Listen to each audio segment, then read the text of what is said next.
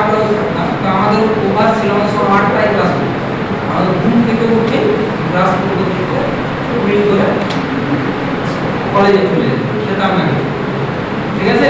কিন্তু সেই নিয়মটা যখন আমরা প্র্যাকটিক্যালি ঢুকলাম ক্লাস মানে ডাক্তারি করতে, তখন কিন্তু পুরো বদলে দিত।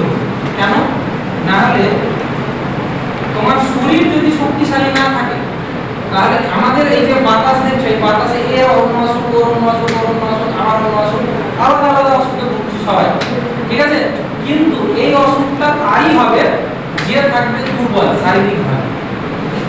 স্বাভাবিকভাবে উদাহরণ আমি কেমন দিই, এটা যদি ধরে নাও পাকা একটা ক্লাসরুম, ঠিক আছে, আর ঠিক এর পাশেই একটা ধরে নাও মাটির ক্লাসরুম আছে। তো যদি ঝড় ঝাপটা কিংবা বন্যা হয়, তাহলে মাটিটা ধসে যাবে তো, তাই না? তো স্বাভাবিকভাবে যাদের শরীর দুর্বল থাকবে তাদের জন্য কিন্তু অসুখটা হচ্ছে একটা ঝাপটার মতো। বাঁচার উপায় কি? বাঁচার উপায় হচ্ছে সময় মতো খেতে হবে। কতবার খাবো?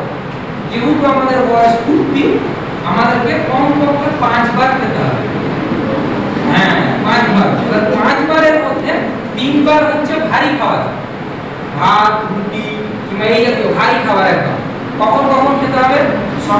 সকালে তো ব্রেকফাস্ট করতেই হবে, কারো যদি পছন্দ না হয় তবুও করতে হবে, ঠিক আছে। সকালকার খাবার এবং দুপুরের খাবার মাস্ট একদম ভারী খাবার। এর পরেও যে সময়গুলো থাকছে ওগুলোতে হালকা কোনো মুড়ি টোস্ট খেলাম এরকম। যারা চা খায় সকালবেলায় তাদের কিন্তু দীর্ঘমেয়াদীতে সমস্যা হবেই হবে, আমি বুঝে দিচ্ছি। আমরা ডাক্তারি করি, আমরা বুঝতে পারি, ঠিক আছে। আর তোমরা যদি 16 থেকে 17 বছর বয়সের মধ্যে নিজের শরীর ঠিক করতে না পারো, আর জীবনে কোনোদিন ঠিক হবে না, কোনোদিন ঠিক হবে না। স্বাভাবিকভাবে যেটা বলা হচ্ছে, সকালবেলায় উঠে আগে ভারী খাবার খাও। কটায় খাবে? 7টা হোক, 8টা হোক, 9টা হোক, স্কুলে আসার আগে খেয়ে নাও, ঠিক আছে। ভারী খাবার একদম। চা যদি খেতে ইচ্ছা করে বিকেল বেলায় কিংবা সন্ধ্যার সময় খাওয়া যেতে পারে, তবে বাদ দেওয়াটাই হচ্ছে সবচেয়ে উপকারী জিনিস, ঠিক আছে। খাবার যদি ঠিকঠাক খাই, যে কোনো রকমের অসুখের হাত থেকে আমরা বেঁচে যাব। তাতে কি হবে? তাতে বাঁচবে তোমার শরীর, দ্বিতীয় বাঁচবে পয়সা, আর তৃতীয় বাঁচবে কষ্ট হবে। শরীরের সবচেয়ে অসুখ হলে যে অসুবিধাটা হয়, যে নিজে নিজে যখন তুমি চলতে পারবে না, তখন তুমি বুঝতে পারবে যে তুমি নিজে হাঁটতে পারছো তার মাহাত্ম্যটা কত বেশি, ঠিক আছে। শরীর সুস্থ থাকলে কি হবে? তোমার কারোর উপরে ডিপেন্ডেন্ট হতে হবে, নিজে নিজে কাজ করতে পারে, তাই না? তার মানে খাওয়া। আর মেয়েদের ক্ষেত্রে এই জিনিসটা আরো বেশি জরুরি। তুমি তো জানো না, বাপের হোটেলে খাচ্ছ মানে আমি এটাই বলি যে বারবার বলছে খেয়ে নে খাচ্ছি না, কিন্তু যখনই তুমি বিয়ে করে নেবে কিন্তু কেউ বলবে না। তুমি নিজেই কিন্তু একজন রেসপন্সিবল, মানে দায়িত্ববান ব্যক্তি, তোমার আন্ডারে 5টা লোক খাবে। ওই যখন ওরকম দায়িত্বে আসবে তখন ওদেরকে খাওয়া দেখে নিজেরটা হয় না। স্বাভাবিকভাবে নিজের শরীর 17-18 বছরের মধ্যে তৈরি করে নাও, যাতে ওই শরীরটা যদি একটু এদিক ওদিক হয় কোনো রকমে ম্যানেজ হয়ে যাবে। আর একদম ঠিকঠাক পাতলা শরীর, 17 বছরে বিয়ে করে নিয়েছে, 19 বছরের বাচ্চা, দুধ হয় না, অদ্ভুত বিষয়।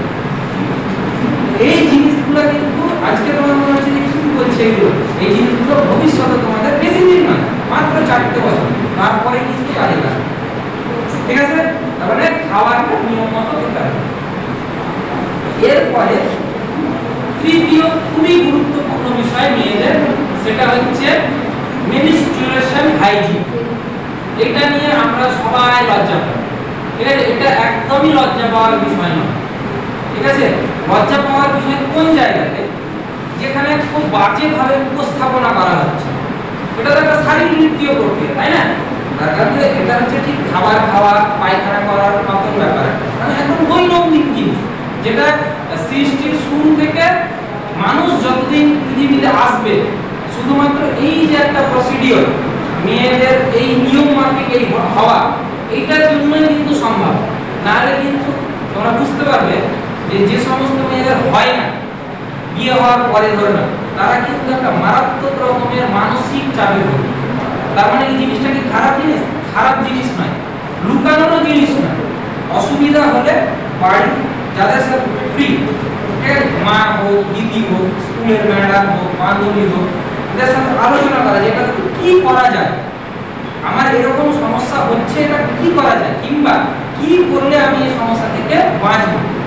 ঠিক এই জিনিসটা আমাদের মধ্যে সচেতনতা নেই বলে আমাদের আরেকটা খুব বাজে অসুখ হয় মেয়েদের, সেটা হচ্ছে হোয়াইট ডিসচার্জ বলে, সাদা স্রাব। ঠিক আছে, খুবই বাজে একটা। এই অসুখটা যারা হয়ে যাবে সে কিন্তু নিজে নিজে দুশ্চিন্তায় ভুগবে, খাবার খাবে না, শরীর পাতলা হয়ে যাবে, তুমি কাউকে বলতেও পারবে না যে কি হচ্ছে, অথচ বলেছে কিন্তু এত কাজ করে কিছু হচ্ছে না। এই জিনিসগুলো লুকানোর একদম বিষয় না।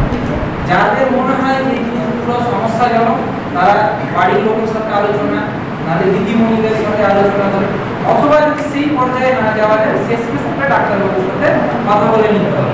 ঠিক আছে, তার কারণ যেগুলো হচ্ছে খুব সাধারণ একটি শরীরের জিনিস, নর্মাল বিষয়। ঠিক আছে, যদি আমরা খাবার না খাই তাহলে কি হবে? খাবার খেলে না, একটা গাড়ি আছে, গাড়িতে আমি পেট্রোল ঢালি, আমি গাড়ি পড়ছে না, গাড়ি পড়বে কি করে? আমার তো তেলই নাই। তো ঠিক তেমনি আমার শরীরে যদি রক্তই না থাকে তাহলে আমার ইনস্ট্রুমেন্ট ঠিক হবে কি করে? আর যদি সেটাই ঠিক না হয় আর যদি মেনটেন না করি তাহলে তো একদম অসুখ হবে, তাই না? তো এই যে এইটা দেখতে পাচ্ছ, এটা হচ্ছে তার অন্যতম একটা সাপ্লিমেন্ট। তোমাকে প্রথমে যেটা করতে হবে, খাবারটা যেরকম বললাম সময় মতো খেতে হবে, ফিউলটা শরীরে, ওইখান থেকে রক্ত তৈরি হবে, শরীর শক্তিশালী হবে। তারপরে ওইখানেও যদি কিছু ঘাটতি থেকে থাকে তখন কিন্তু এই ওষুধ, শুধু এই ওষুধ বলে নয়, যে কোনো ওষুধই হলো শরীর যখন নিজে নিজে কন্ট্রোল করতে পারে না, আমরা ওটাকে একটা অতিরিক্ত জিনিস হিসাবে পুষ ধাক্কা মারানো।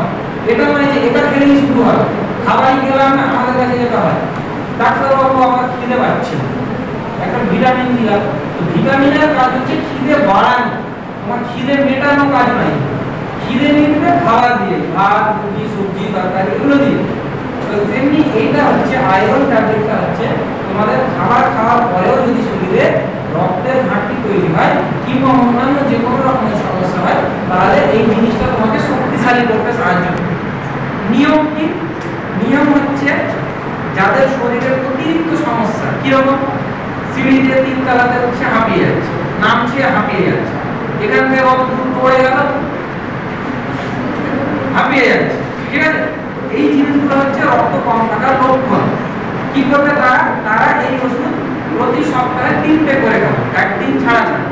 আর যাদের এই সমস্যা হয় না তাদের একটা কিংবা সপ্তাহে 2টো করে খেলেই যথেষ্ট। আর স্কুলে যায়, যদি স্কুলে কখনো না পাওয়া যায়, আমরা দেখি নষ্ট হয়ে যায় বেশিরভাগ, খায় না, বাড়ি নিয়ে ফেলে দেয়। যদি না হয় তাহলে সেন্টার থেকে কিংবা হাসপাতাল থেকেও কালেক্ট করা যেতে পারে। ঠিক আছে, এই ওষুধ খেলে একটা সমস্যা হতে পারে, সেটা হচ্ছে পায়খানা কষা হয় অনেক সময়। ঠিক আছে, সেখান থেকে বাঁচার উপায় হচ্ছে একটু সবজি বেশি করে খেতে হবে, বাস হয়ে গেল। ঠিক আছে, এই ওষুধ কিন্তু আমরা অনেক দামি ওষুধ, সরকার কিনতে দেয় বলে আমরা খাই না। এই জিনিসটা হচ্ছে মাথায় রাখতে হবে। এই স্কুল থেকে দিচ্ছে মানে কিন্তু খেলনা জিনিস নয়। ঠিক আছে, 3টে পয়েন্ট।